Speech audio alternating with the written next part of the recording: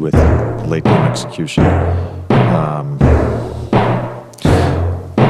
No, ain't no party like a Diddy party, so. Yeah, that's what's up. Yeah. Yes, sir.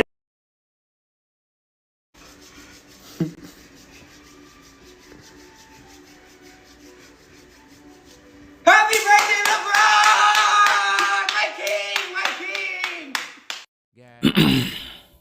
So it is brought to my desk once again that LeBron James finally has passed. Enough of the voice. I can't do the voice. I can't do that Hugo Strange voice from the Batman that used to be on the CW or WB back in the day. I can't do that. That's what I've been trying to do. But anyways, it has been brought to my attention that LeBron finally passed Jordan in career games with scoring 30 or more. I think he passed it last night against the Atlanta Hawks. And I'm just thinking of all the baby oil being thrown around, all the honey being poured on stomachs and booty holes and all kinds of other stuff, and armpits, and all the twerking that's going on and gyrating and all sorts of inappropriate things I can't think of right now. Whenever LeBron does something, then he just passed 40K minutes or something like that, and they had a party and celebrated, and of course he just passed another milestone in age 40 on, what was it, Monday, and you saw how they was acting.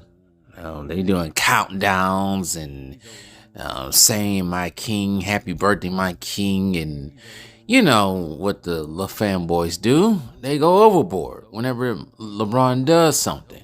They lose their mind. They get wet in the pants. So he passes that milestone. And to me, it's like, who cares? He had to play an extra 7 years to get to that milestone. And half of the time, he's been statting the Pats, whatever you want to call it. That's all he's been doing. So I'm not impressed by it. Congratulations, I guess. But at the same time, it's just like, I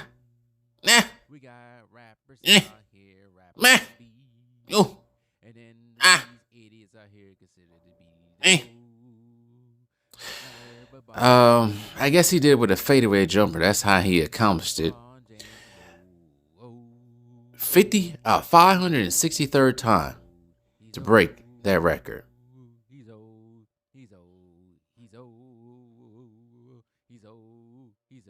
Jordan passed it in 2003.